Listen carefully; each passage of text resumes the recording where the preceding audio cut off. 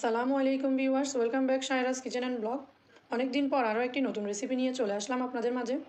যেহেতু রমজান এবং গরম দুটো একসাথে চলে আসছে, তাই ইফতারে আমাদের হেলদি এবং রিফ্রেশিং কিছু রাখতে হবে, যেন সারাদিনের ক্লান্তি এক নিমিষে দূর হয়ে যায়। এই সাবুদানার ফ্রুট ডেজার্টটি একই সঙ্গে হেলদি, রিফ্রেশিং ও টেস্টিও। আমি একদম সহজভাবে আজকের রেসিপিটি আপনাদের সাথে শেয়ার করছি। আশা করছি রেসিপিটি আপনাদের ভালো লাগবে এবং সহজও লাগবে।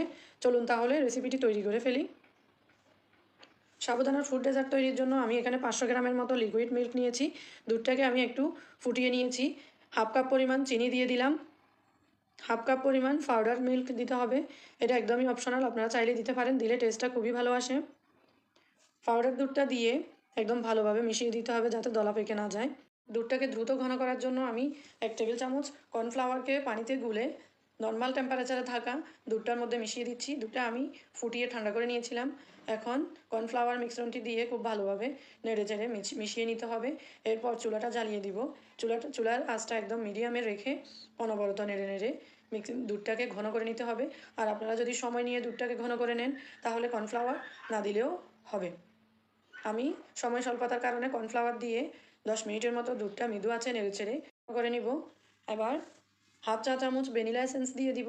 এটি সম্পূর্ণ অপশনাল, আপনারা চাইলে দিতে পারেন। আবার অনেকের ফ্রুটসের ফ্লেভারটা ভালো লাগে, তারা এটি অ্যাভয়েড করতে পারেন। আবার আমি দুধটা ঠান্ডা হওয়ার জন্য দিয়ে দিয়েছি। এখন অন্য পাশে আরেকটা পাত্রে পানিকে ফুটিয়ে নিব। ফুটন্ত পানিতে হাফ কাপ পরিমাণ সাবুদানা দিয়ে দিব। সাবুদানাগুলোকে খুব ভালোভাবে ফুটিয়ে নিব। নেড়ে নেড়ে ভালোভাবে সাবুদানাটাকে ফুটিয়ে নিব।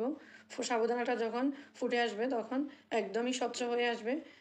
যখন ধীরে ধীরে নাড়তে থাকবেন তখন দেখবেন আস্তে এক পর্যায়ে সাবুদানাটা এরকম স্বচ্ছ হয়ে আসছে।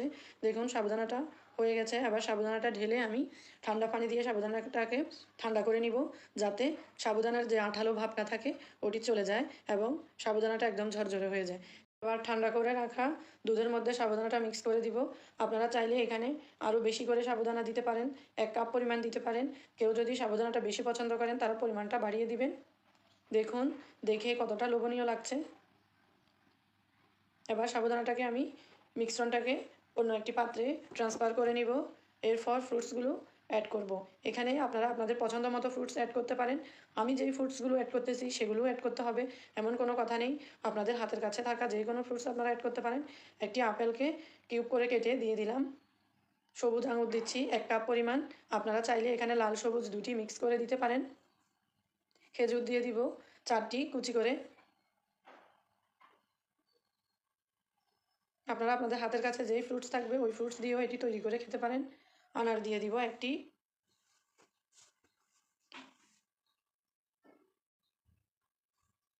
1 টেবিল চামচ কাজু বাদাম এবং 1 টেবিল চামচ পেস্তা বাদাম কুচি হালকা ঘিয়ে ফ্রাই করে দিয়ে দিব। এবার 2টা কলাকে গোল গোল করে স্লাইস করে কেটে দিয়ে দিব। হালকা হাতে নেড়ে ভালোভাবে মিক্স করে নিব। এখানে আমি যেই ফলগুলো দিয়েছি সেগুলোই দিতে হবে এমন কোনো কথা নেই। আপনারা আপনাদের পছন্দ মতো যেই কোনো ফল বা আপনাদের হাতের কাছে থাকা যেই কোনো ফল দিয়ে এই ফ্রুট ডেজার্টটি কিন্তু তৈরি করতে পারেন। এই ডেজার্টটি অবশ্যই ঠান্ডা ঠান্ডা খেতে হয়, ঠান্ডা ঠান্ডা সার্ভ করতে হয়। চাইলে আগে থেকে তৈরি করে ফ্রিজের নর্মাল চেম্বারে রেখে দিতে পারেন 5 থেকে 6 ঘন্টার জন্য। খাওয়ার আগ মুহূর্তে ঠান্ডা ঠান্ডা পরিবেশন করে নেবেন সাবুদানার মজাদার ডেজার্টটি বা ড্রিঙ্কসটি। এই ডেজার্টটি যদি একবার বাসায় তৈরি করে না খান তাহলে কিন্তু বুঝতেই পারবেন না এটা কতটা টেস্টি হয় খেতে। দিন রোজা রাখার পর ইফতারে এইরকম সাবুদানা ফ্রুটস ডেজার্ট আপনারা খেতে পারলে আপনাদের ক্লান্তি এক নিমিষেই দূর হয়ে যাবে, মন প্রাণ কিন্তু এক নিমিষেই জুড়িয়ে যাবে। আশা করছি আমার এই রেসিপিটি আপনাদের ভালো লেগেছে আর সহজও লেগেছে।